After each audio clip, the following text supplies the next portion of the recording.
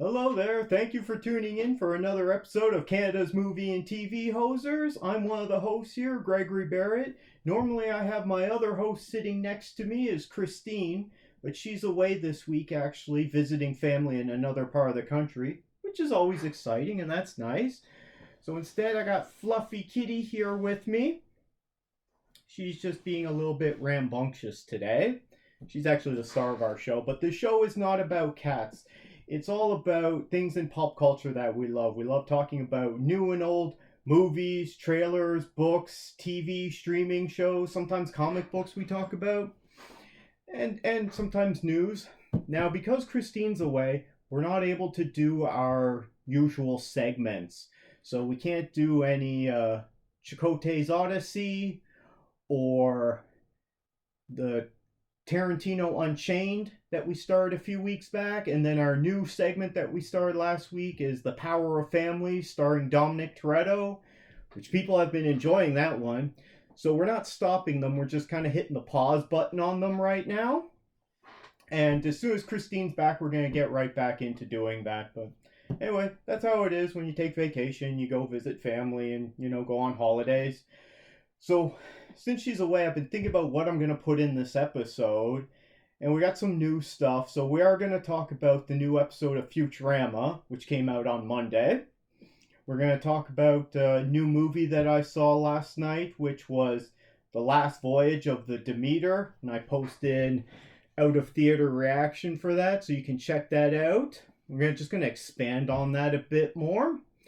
We're also going to be talking about a couple other movies and some properties there. I watched a movie from 2017 called Life.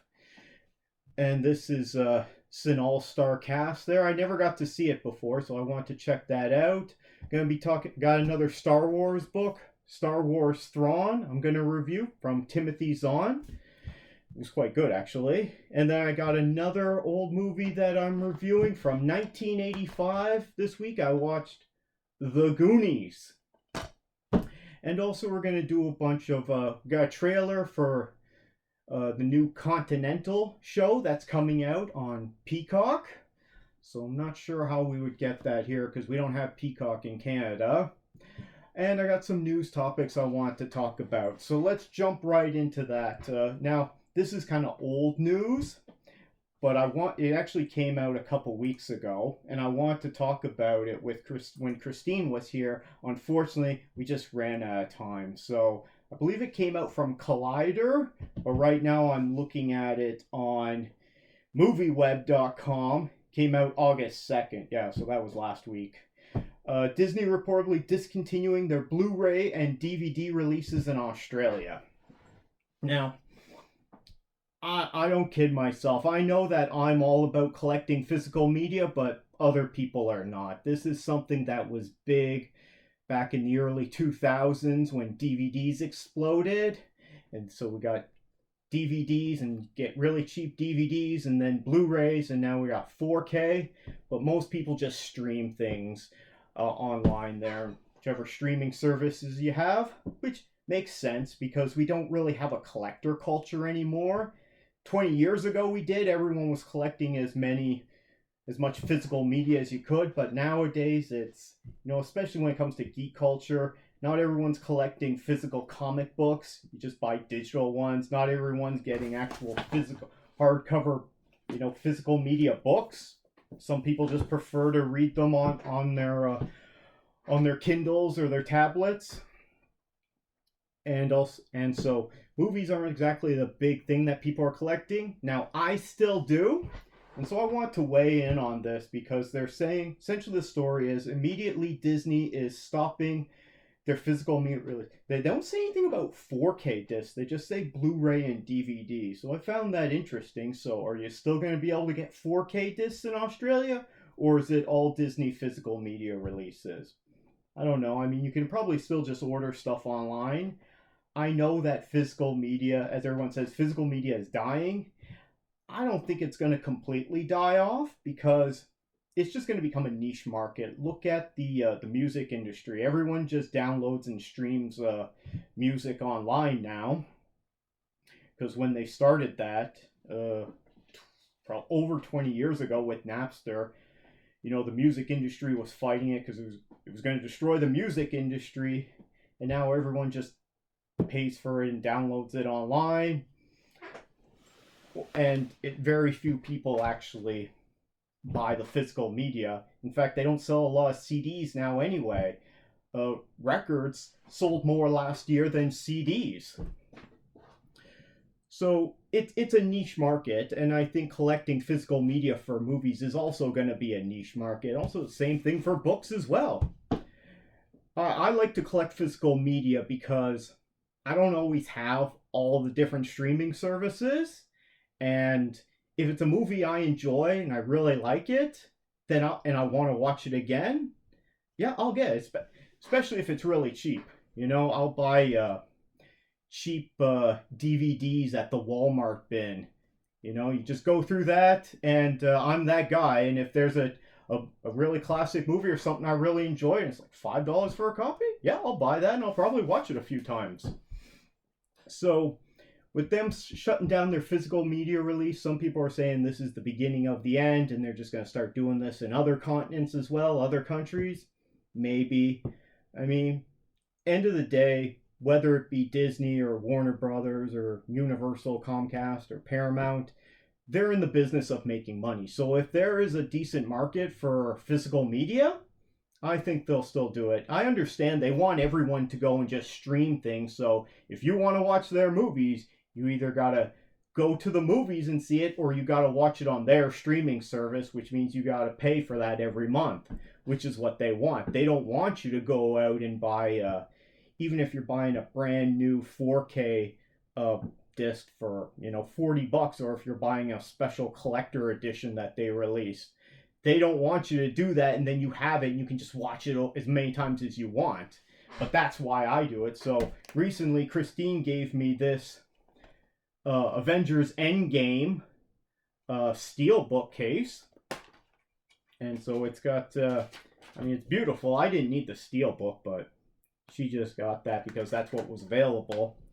So this is my copy of Avengers Endgame, and I can watch this as many times as I want, and I can have friends over and family, and we can watch it and have a good time, and I don't have to pay Disney any money because this is my copy that I paid for. Whereas if you have streaming services, you got to keep paying it every month, even if you're only watching that one movie or one show. They want you to do that. So, do I think this is good? Am I worried about this? No. But if it ends up going that way, it could. But they're still selling records. You can still buy a record player. It's just a niche market because no one wants to buy CDs, and certainly no one's buying 8-track or VHS tapes now. There's some old references for you. So that was my thoughts on this Disney discontinuing their physical media release. We'll see what happens. I'm not worried about it at this time. Now, speaking of physical media, and Disney in particular, the reason why I have this out is because I want to talk about the current state of the MCU, the Marvel Cinematic Universe, which everyone's been commenting on this lately because Disney's not having a very good year. All their stuff is doing bad, and particularly their MCU stuff, with the exception of Guardians 3, but we're going to get to that. So I want to talk, and I've saved it for when Christine wasn't here because she'd probably just be bored out of her mind or interrupting me constantly and disagreeing with everything that I have to say on this, that since we got Avengers Endgame in 2019, things have not exactly been that great for all these Marvel Disney releases. And particularly this year has been quite bad. So I just wanted to go through that. So since we got Endgame that came out in April of 2019, I remember I was there, saw that. Man, this sold out. Everything was selling out forever there because that's how they got into the $2 billion club. After that, now we got a bunch of Netflix and TV stuff. I'm not going to get into that. You got Agents of S.H.I.E.L.D. Season 6, Jessica Jones Season 3, Runaways Season 3. None of that stuff is actually considered canon in the MCU, so it's not part of the story. That was that was just their television universe, so it's not actually part of the MCU. As far as I know. If I'm wrong, let me know down in the comments below, please. But after that, the next movie that we got was Spider-Man Far From Home, which we got in July of 2019. So since this big event with Endgame, then we got Spider-Man movie. Yay, everything's great, right? Because they said things are going to drastically change in the MCU after Avengers Endgame. And so we got a Spider-Man movie from Sony, and it was great. Really fun. If you haven't checked that out, Spider-Man Battles Mysterio. Not going to tell you anymore. Go have a good time with that. And then, as everyone knows, the pandemic hit. And so they couldn't release things into movie theaters. So instead, they started releasing their shows onto Disney+. And the first one we got was WandaVision. And this was probably one of their biggest ones. It started out slow, but it was made so well, and it worked so well as a weekly series that by the time it got to like the third, maybe the fourth week of it, it was like one of the biggest shows in the world, if not the biggest show in the world. And so that worked really well. That came out in January, ran from January to March of 2021. Yeah, so for a while we didn't get anything because of 2020 with when the pandemic hit, and things still weren't very good in 2021. After that, once that one finished, then a couple weeks later in March, we got The Falcon and the Winter Soldier. I also really enjoyed this one. I know some people, especially there was a lot of people online that were complaining about, what's his name, Wyatt Russell, who's Goldie Hawn and Kurt Russell's kid. He was playing John Walker, Captain America, and a lot of people were giving him crap online, saying, hey, that's not my Captain America. He's not supposed to be Captain America. He's supposed to be Captain America and fail at it.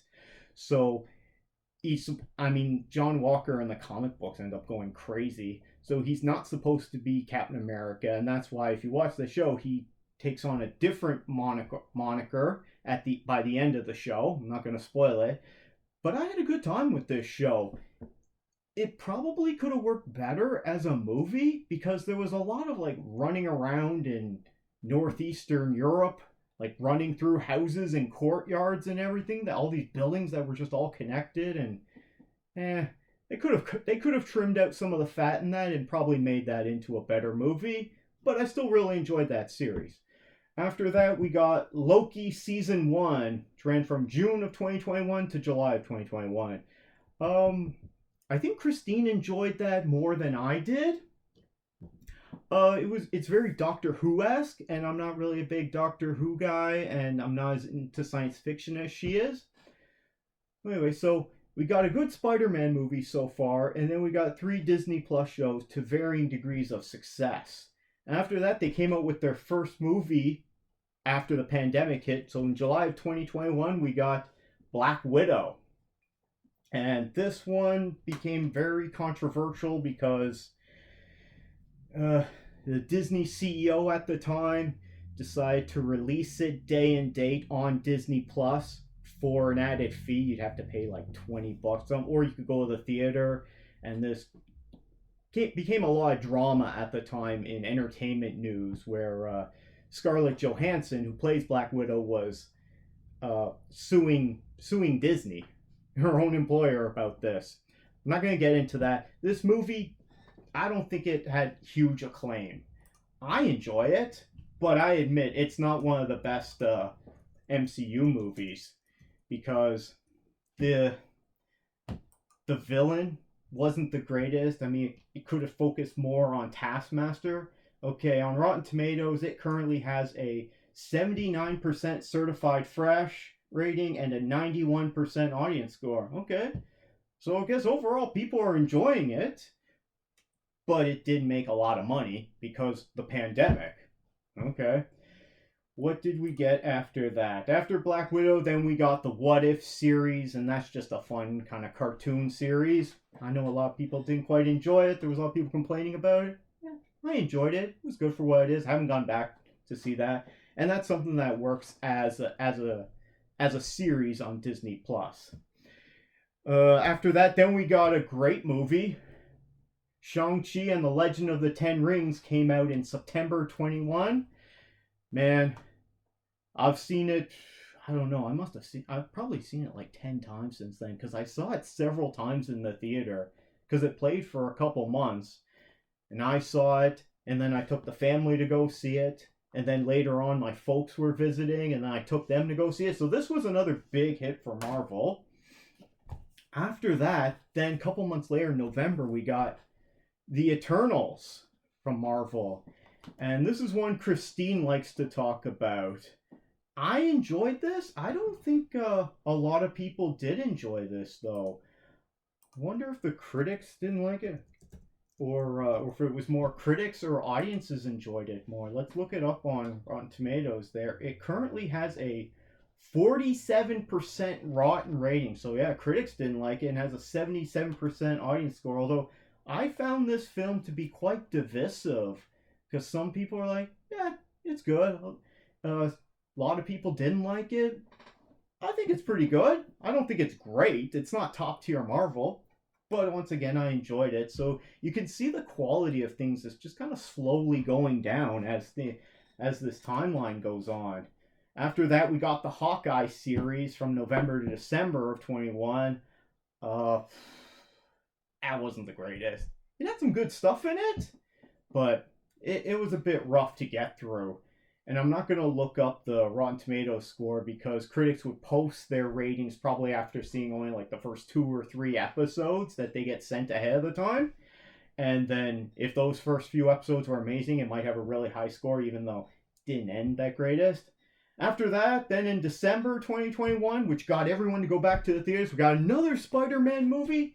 This one huge, Spider-Man No Way Home. This definitely made a lot of money.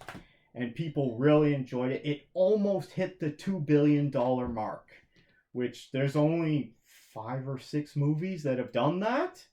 So for Spider-Man to get really close, I mean, that's a huge hit for Sony. And you know what? Everyone loves Spider-Man. It was a great time. They brought in all the other Spider-Men. They brought in all the villains. If you haven't seen it, you're really missing out a lot there on that. Okay, so anyway, then we got Moon Knight in March 2022. Mixed reviews, I'm gonna say. I thought it was okay. Wasn't great. Wasn't terrible for me. Doctor Strange and the Multiverse of Madness also came out to mixed reviews. Interestingly, this was voted the People's Choice Award #1 movie of 2022. Interesting. I mean, if that's what people saw and they enjoyed, great. Or if it was just a bunch of bots that were voting online for it, I don't know. I had fun with it. I don't think it's top tier Marvel. I don't think it even hit $1 billion. But let's look that up here. Doctor Strange. It's giving me Doctor Strange from 2016, 2022, Multiverse of Madness. 955 million worldwide. Almost hit $1 billion. Still a huge success for them. That's a lot of money for them to make. Okay. Anyway, so that one, not exactly blowing up the box office, but it did quite well. Then we got Ms. Marvel on Disney Plus in June of 2022. I enjoyed this. I don't think it was amazing, but I did have a lot of fun with the Ms. Marvel series. The best parts were all with her family, with Kamala Khan, the character played by Iman Vellani, and this show worked. This show worked quite well. I think it could have used another pass on the script just to kind of work out some of the kinks there, but it was pretty good. Then we got Thor: Love and Thunder in July of last year, 2022, which I quite enjoy, although it kind of really reduces this storyline from these comics, like these really long storylines, into just this 2.5 hour movie. And some people really enjoyed this. Some people really didn't. I think a lot of the buzz that I was hearing at that time was that the hardcore MCU fans and the comic book fans weren't enjoying it as much as general audiences were. Which, okay, I mean, you need general audiences in order for your movie to be a big, huge box office success. Let's look up that one and see. Okay, Thor Ragnarok, Thor: Love and Thunder. See what that one made. That one made 760 million worldwide, so it didn't do as good as Doctor Strange and the Multiverse of Madness. Where even though Thor is a much more popular character, people just didn't resonate with this one as much. Next, we got the I Am Groot, the shorts, which are fun, but you don't need to see them. She-Hulk Attorney at Law came out in August of last year. I had a lot of fun with this one, but I think I'm in the minority because a lot of people didn't like it. Werewolf by Night, October of 2022. This was a special released on Disney Plus. I'm in the minority on that. I didn't really enjoy it, whereas more people did enjoy this. So, each their own, right? It just didn't work for me. Then we got November of last year. We got Black Panther: Wakanda Forever. Another solid entry from Marvel. Didn't make as much as the first one because you've lost your main star. You've lost the Black Panther as well, so you got to get a new Black Panther from make one of the other characters Black Panther. I like the introduction of Namor, as they call him. And yeah, solid, but also wasn't a huge box office hit. Then we got the Guardians of the Galaxy Holiday Special that same month. I had a really fun time with that. That was great. I mean, it's James Gunn, and it seems to be that anything James Gunn puts out, he just knows what he's doing. He's like, yep, getting this done, and everything that guy just like cracks gold, apparently. Then we got Ant-Man the Wasp: Quantumania. What can I say? This was disappointing. Just didn't get there, didn't work for me. I'm like, why do I care about any of these characters? Where's Michael Pena and David Dastmalchian and their crew? I mean, it really missed those three guys. I'm sorry, I can't remember the third guy's name. I could have really used them. That movie was not the greatest. So that one definitely open to mixed reviews. And then we got Guardians of the Galaxy Volume 3, which I don't have a physical media copy of it, but I have ordered. I just hasn't arrived yet because it just came out. This was a big success. I think it's still playing actually in the box office, and it's already come out. So I'll look up on the current chart here where it is at this time. So top movies, it's currently in the number 4 spot for top domestic movies this year.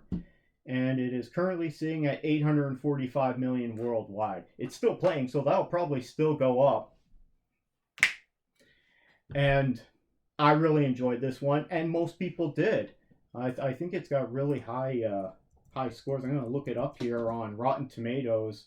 Guardians of the Galaxy Volume 3 comes right up. And what do we got for that? It has an 81% certified fresh rating and a 94% audience score. So really high audience score. And pretty good for critic rating as well. So definitely the majority of people enjoyed this. And that's why it's doing so well. Because not everyone likes all these MCU movies and their Disney Plus shows that come out. So each time they come out with a bad one, it's the same principle as rising tide raises all ships. When you lower the tide, they all sink as well. So the more they keep coming out with bad superhero content or bad comic book stories, it doesn't necessarily have to be Marvel. It can be Warner Brothers with DC, and it can also be Sony with their Spider-Verse. So when they come out with Morbius and it's not good, then that's going to affect everyone else too, because it's going to bring down everyone.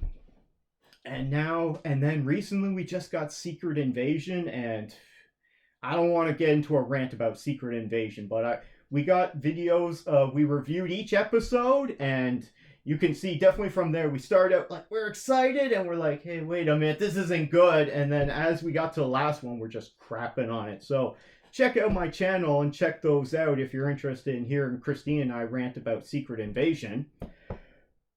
This one's not good, and people online are pissed off about this. I see so many comments and so many videos about just people, they're not happy about this. So we've gotten a lot of really divisive stuff lately, and if they keep on this trend of releasing garbage or just mediocre stuff, I mean, was Quantumania garbage? I would say it's very mediocre, and people don't want to see mediocre to crappy movies. It's really hard to do, apparently. I don't know anything about the entertainment industry, but it's really hard to make good movies. And that's what they need to focus on instead of just putting out more and more content. And this all goes back to, hey there, fluffy kitty. Come on, kitty. There you go. Good girl there. As I was saying, all the stuff we're getting out now, this all goes back to when Disney management changed from Bob Iger to Bob Chapek, the two Bobs, and now Bob Iger is back because they fired Chapek because all the stuff he was doing, even earlier I mentioned the fiasco with Scarlett Johansson suing Disney, that was all on him, and all the managers that he put in place. So all the decisions that they made at that time, we're seeing the effects of it now, and whew. So people are just checking out of this. Just like, we get a good DC movie and no one goes to see it because everyone's checked out. So whether it's, a lot of people had fun with The Flash, even though it's kind of unfinished with the visual effects, even though they won't admit it. It was a pretty fun movie. I have a good time with that. And I love seeing Michael Keaton back. But no one goes to see it. So it doesn't make anything. I shouldn't say no one goes to see it. The hardcore fans go to see it. The people who really love the superhero and stuff in the comic book world, they're going to go see it. But general audiences aren't because they don't want to, they've already checked out. I mean, James Gunn's The Suicide Squad from 2021 is amazing, but no one went to go see it in the box office, and that's why you're not going to get any more of those movies, even though they were really good. Hopefully we get another season of Peacemaker. That was a huge success because it was one of the biggest, it was the biggest show in the world at a time when it came out. Let's see what else we got here. So, overall, my opinion for the current state of the MCU is they need to, I don't care whether they have to keep pushing things back. Obviously, things are going to get pushed back now with the writers and the actor strikes.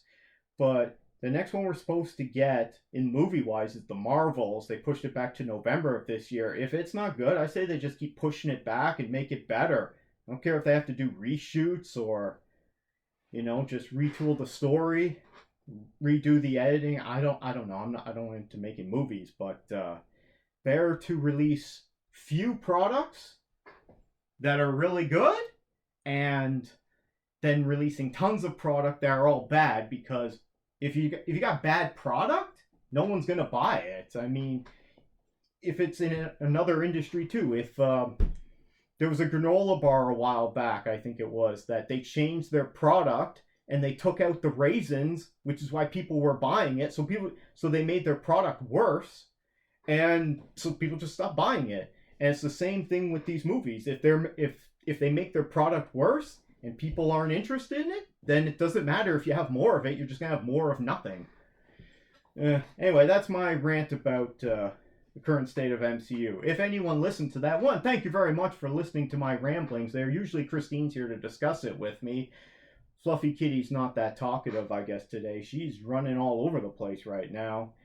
And I'm glad she finally lied down here. But anyway, appreciate anyone who watched this and gives us a like. That's always help us out. You can always subscribe for more content. Next, we I only got one trailer I bothered to watch this week, and that's for The Continental, which is coming out on Peacock.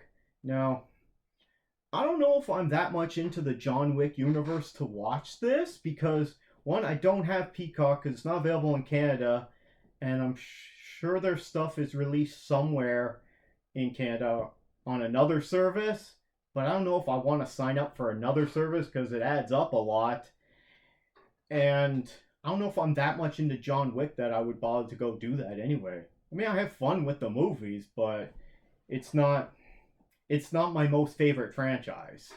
It's a fun time and I enjoy it. It's got Mel Gibson in it, and he's talking to a young Winston, a young Jerome there, the doorman. So it's 1970s New York there, which looks to be a good aesthetic. I mean, that's expensive. They even show you the shot of the city of New York, of Manhattan in the 70s, and you see right there's the two towers. And you're like, whoa, there's a throwback. But whenever you're doing a period piece like that, that gets expensive the longer it goes on for. So if this is if it's a full season, and if they keep, like, I don't know how many episodes it's going to be, and if they keep doing more seasons of that, that gets really expensive. Plus you got to pay all the stars and the crew to come back. what I don't know, when's it coming out here? September 22nd. So this is so Peacock is Comcast, which is Universal.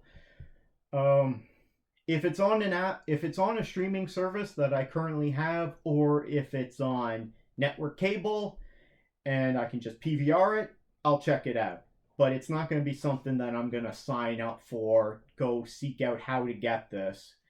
You know what I mean. Is anyone excited to see the new Continental series coming out with Mel Gibson of all people? Jeez. Anyway, he was the biggest movie star at one time and then said a bunch of racist stuff, and anyway, he's been making a slow comeback being in Mark Wahlberg movies for a while now. Anyway, is anyone else excited to see the Continental in September? Leave a comment down below. Appreciate that. Now, going into our reviews for this week. Don't have a lot to review, but first thing, the big movie is The Last Voyage of the Demeter. Now, this movie, I went into it, this currently doesn't have a good rating. I went into it, I was like, okay, trailers didn't wow me, but I'm going to go into it. It's got Liam Cunningham in it, he's in the trailers. It's a vampire movie, which is from the trailers as well. Also, it's from the movie poster. So this is a spoiler-free review, and I'm not spoiling anything. In fact, I'm going to pull up the movie poster here right now. And I'm going to put it on the screen, and it says right at the top, The Legend of Dracula is Born. Okay, so they tell you right there, this is Dracula. That's, you know, and if you didn't see any of that, the trailers, the posters, anything, as soon as you go into the movie, as soon as the movie starts playing, text comes up, Dracula, right there. Okay, so that's not a spoiler at all. I left another theater reaction. You can check it on my channel.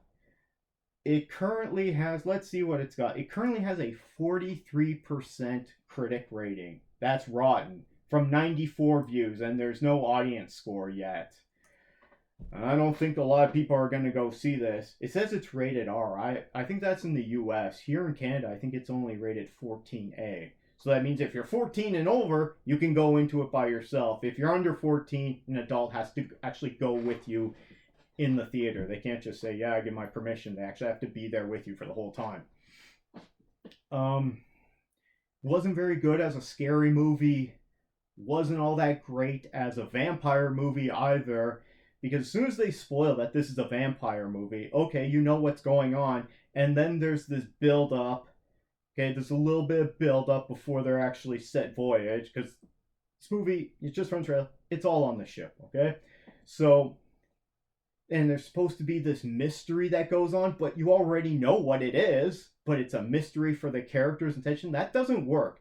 If the audience already knows what's going on, there's no point in having this elaborate mystery that goes on, I think, for at least half, if not more than half of the movie. There's no need for that at all. And the characters, I know the time period in that, and they wouldn't know about vampires or Dracula, but it takes them a long time to come up with what's going on, and I don't think this story was very well done because they're on this voyage on a sail ship, late 19th century, and it's going to be, I think it's a couple weeks, maybe 3 weeks, but that amount of time, and they just fast forward so much through it. It's like they waste every day.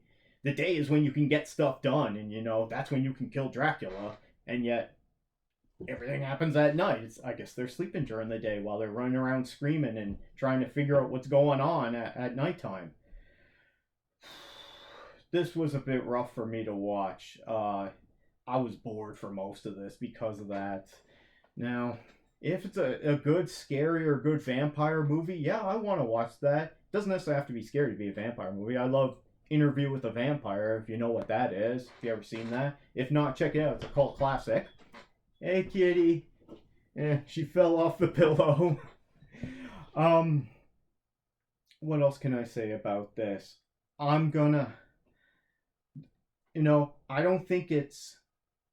None of the cast are bad in this. You got Liam Cunningham from Game of Thrones, and then I didn't know it, but David Dastmalchian is in this. So he shows up everywhere. Then we get Stefan Kapakik shows up. That's Colossus from the Deadpool movies. So all the cast are doing, well, I shouldn't say all the cast. Most of the cast are doing a good job. There are some that I don't think did a good job, but I'm not going to talk about that. It's just, this is a real, the storytelling kind of lets you down, and the direction, and like, I don't want to crap on this because I know a lot of people worked really hard on this. This didn't work for me. And maybe someone else out there liked this. Maybe this was a good scary movie for you. It could be I was a little biased because I had some problems in my theater screening. They have a security issue at the theater I go to, and like people will come into other theaters that they're not supposed to, and sometimes it's sneaking in, but more so it's like just people being very disruptive and going to the wrong theaters. And anyway, that kind of happened to me, and so it was for the first like 40 minutes of this movie, so I was quite annoyed. But this movie didn't work for me. Worst movie ever. I can't recommend go checking it out. There's way better things in the theaters right now to go check out. You got Ninja Turtles, Barbie, Mission Impossible 7 is quite good. Indiana Jones 5 is still playing. I don't know, you might still see Transformers playing. Guardians 3 is still playing. That's going strong. Elemental. All these things I would recommend over that. Probably not Talk to Me. That wasn't very good either. I didn't find. What's the next review I'm going to do? Oh, yes. I watched this movie called Life.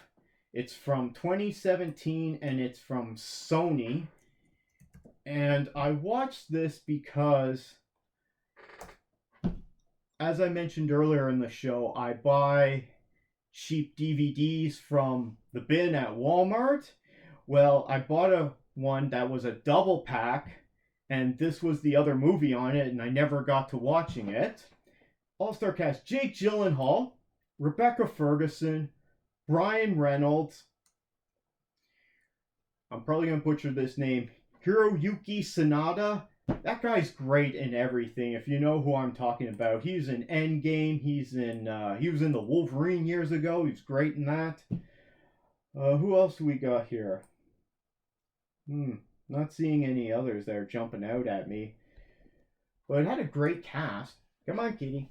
There you go, kitty.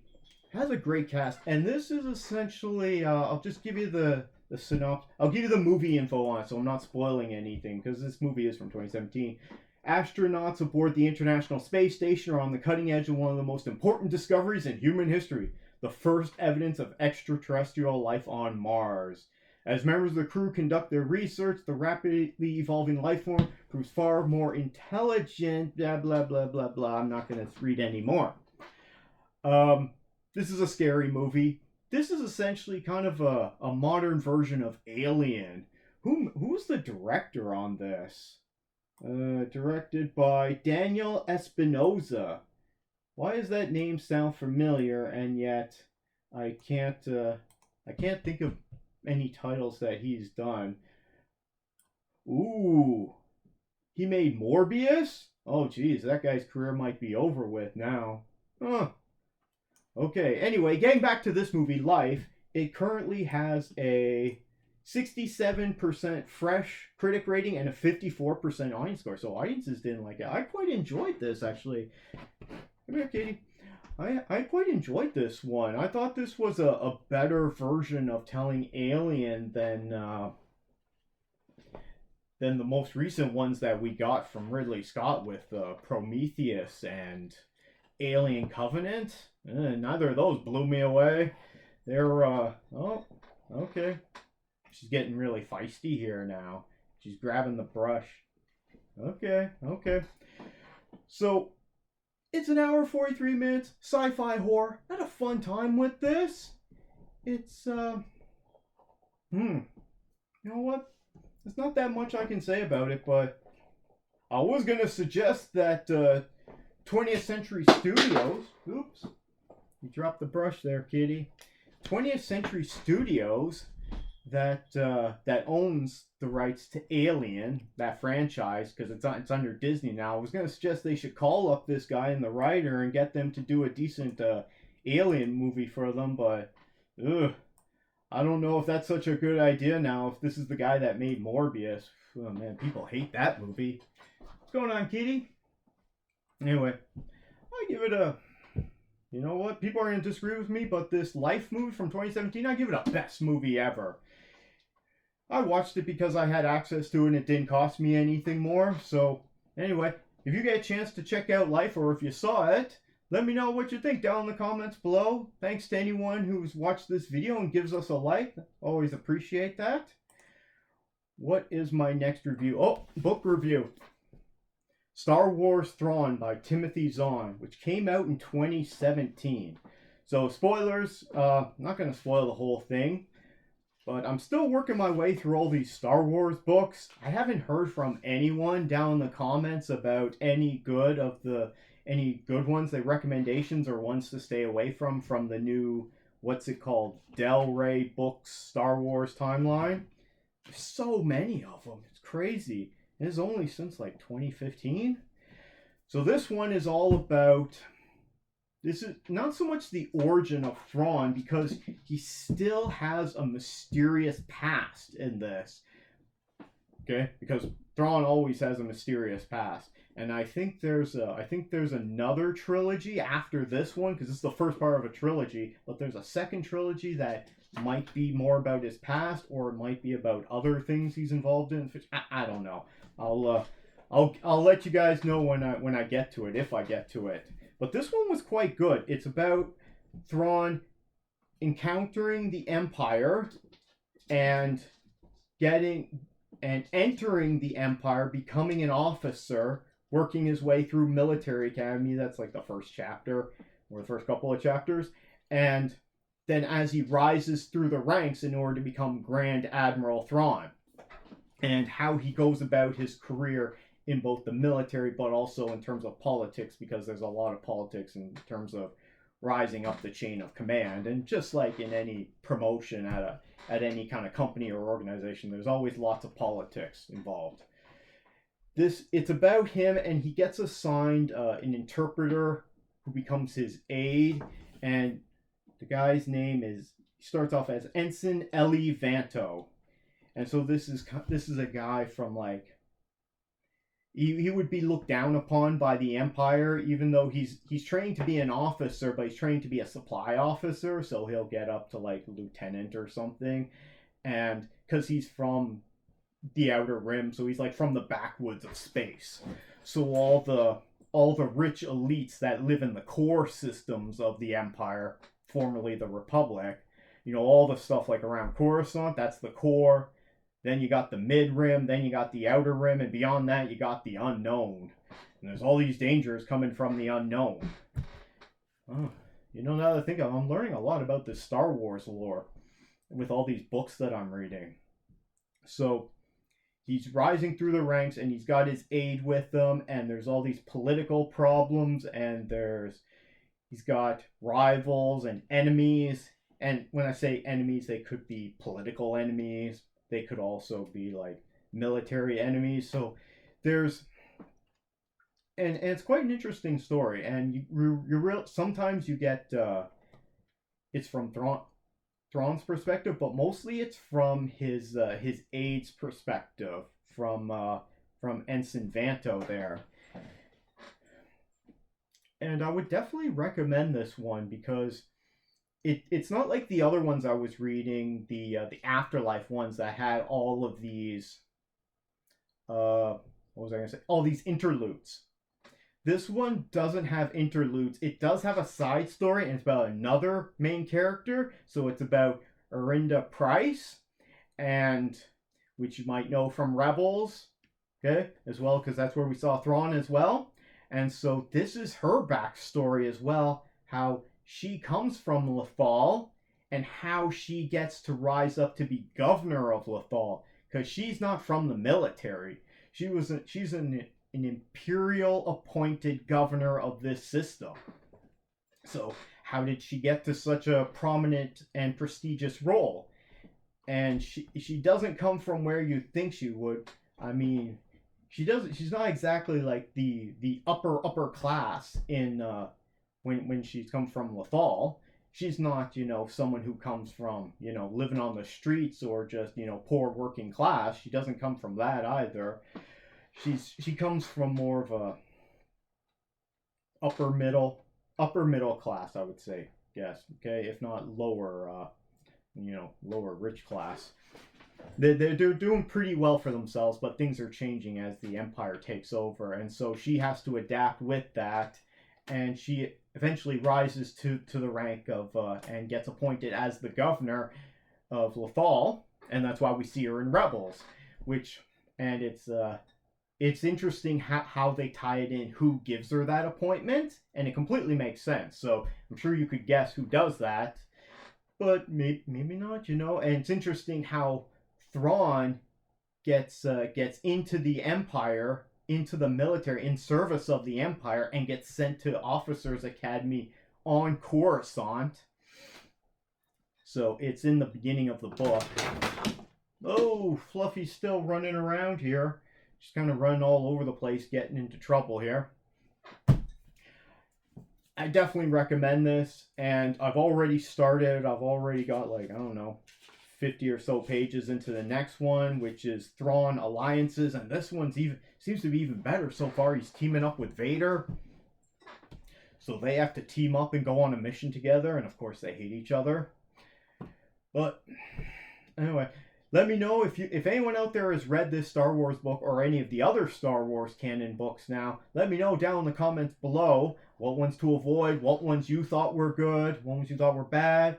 Anyway, leave a like if you enjoyed this segment, and you can always subscribe for more content. Now, another review I'm going to get into is I watched The Goonies, which is a classic film from 1985. This is a Warner Brothers film, and it's made by Richard Donner and Steven Spielberg. So, Steven Spielberg, pretty much everyone knows he's one of the best directors around. He made E.T. He made the first 4 Indiana Jones movies. Spielberg's done amazing. He does amazing work every year. He just came out with West Side Story last year, so most people who know who that is. Richard Donner, if you don't know, that's another legendary Hollywood director and producer. He made the Superman movies. Is what he's most famous for. Anyway, so they teamed up to make this movie, and so I was walking down the aisle in Walmart, got to the bin, and saw that they had The Goonies sitting there, $5. I'm like, yeah, that was a classic movie. Probably haven't seen it in 20 years, so yeah, I'll pay the $5 and watch it again. Now I can watch it as many times as I want. It's got a young Sean Astin in it. He's the main kid. So that's Samwise the Brave from Lord of the Rings. You get a really young Ke-Huy Quan in it. So he's Short Round in Temple of Doom, and also recently in Everything Everywhere All at Once, which, great movie. Who else do we get? We get a young Josh Brolin as the older teenage guy. So Josh Brolin's been in everything. So he's Thanos. He's Cable in Deadpool 2, and he's even the president, George W. Bush, in that W movie from who made that movie? Oliver Stone. Who else do we get in this film? So we get a lot of young actors in this, and they go on kind of an innocent, swashbuckling treasure hunting adventure. So I want to see how well it holds up. But before I do that, let me check to see what kind of ratings it has here on Rotten Tomatoes. The Goonies, 1985, showing Jeff Cohen. I don't think he was in much else. Who else is in this? Cary Green, Martha Plimpton. Joe Pantoliano is in it. Yeah, that's the captain from those Bad Boys movies. The angry captain who's always yelling at them. So this movie has a 77% certified fresh critic rating and a 91% audience score. Yeah, it's a classic. it's a fun time. No, it has some things in it that don't quite hold up very well for me today, and some parts to it I'm kind of shaking my head at, like, well, that's an interesting choice.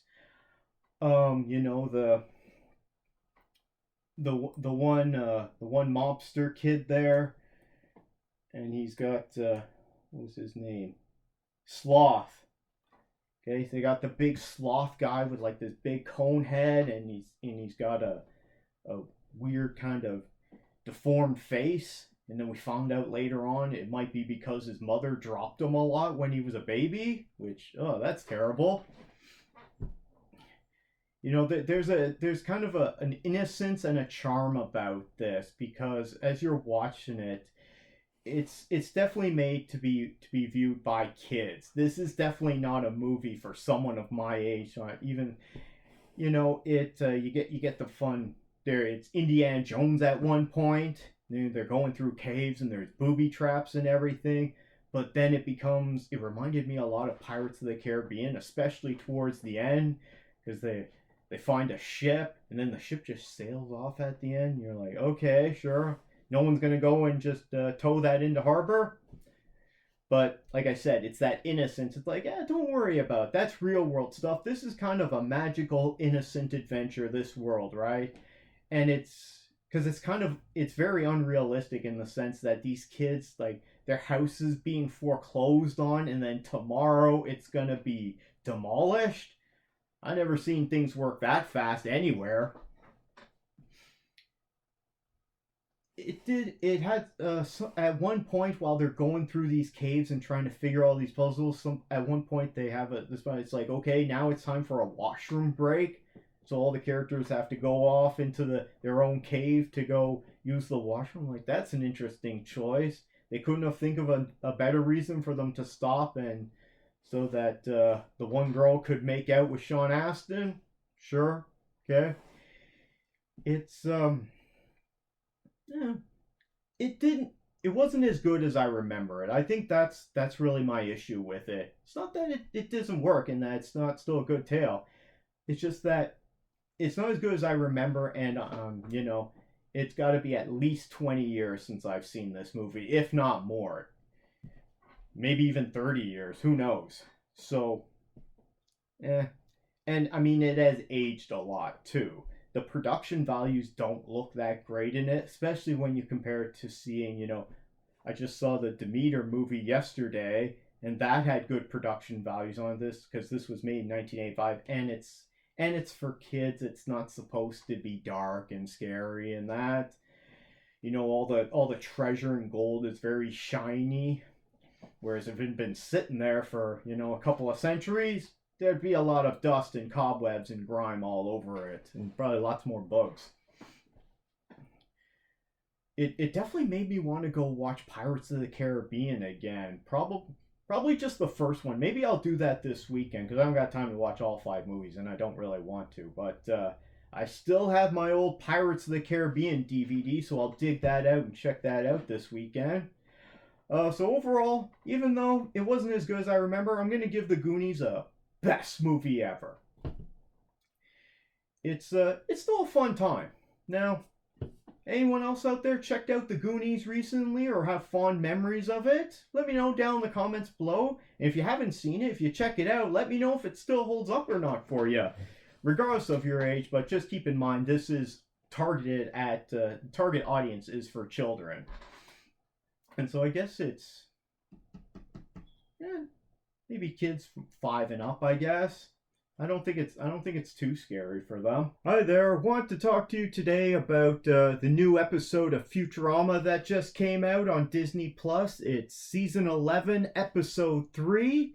It's called How the West Was 101001, which is a play on, you know, binary and, you know, all the robots and everything. This episode was also spoilers. This episode was probably the least funny out of the 3 so far. I still enjoyed it. It did have some good laughs, mostly with Bender and his new donkey that he bought.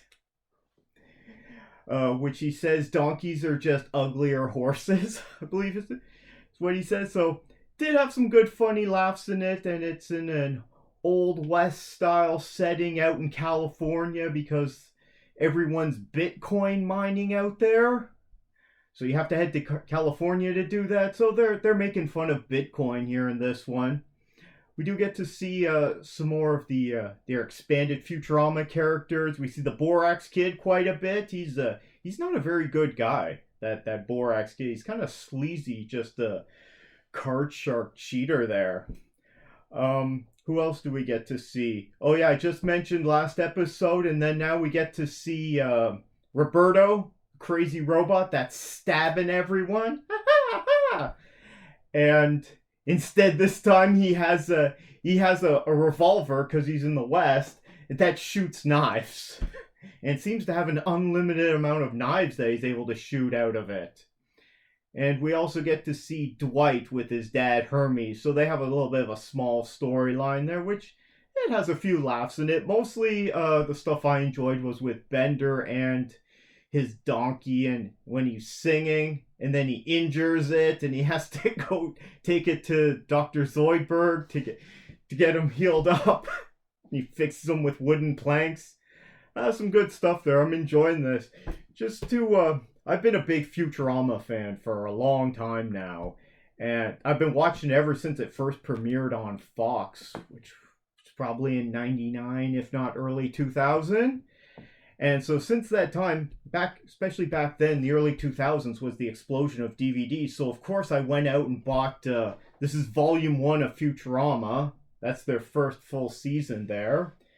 And then of course I had to go out and buy volume 2 when it came out. And volume 3, I think I had to wait for some of these to come out because they just weren't releasing. They would air and then it would be a while before they released it. Volume 4. So I've been watching this show for a long time. And then a few years later, we got Fox. After the show was canceled after season 4, then Fox brought it back a few years later and they did some direct-to-DVD movies, which became season 5. Bender's Big Score was the first one. I enjoyed that one a lot with the scammers. Then we got The Beast with a Billion Backs, kind of done as an old style 50s horror space scary movie, science fiction movie. That one had some good laughs in it too. It wasn't the best one. This one's probably my favorite of the movies they did was Bender's Game. It has lots of Dungeons and Dragons references in it with all the Futurama characters. Then we got Into the Wild Green Yonder, which I didn't find this one that funny, although visually it was probably the most beautiful one they put out. And then Comedy Central brought it back, and we got another, what was that, 5? So then we've got another 3 seasons. So I got all those DVD and Blu-ray sets. Volume 5 right there.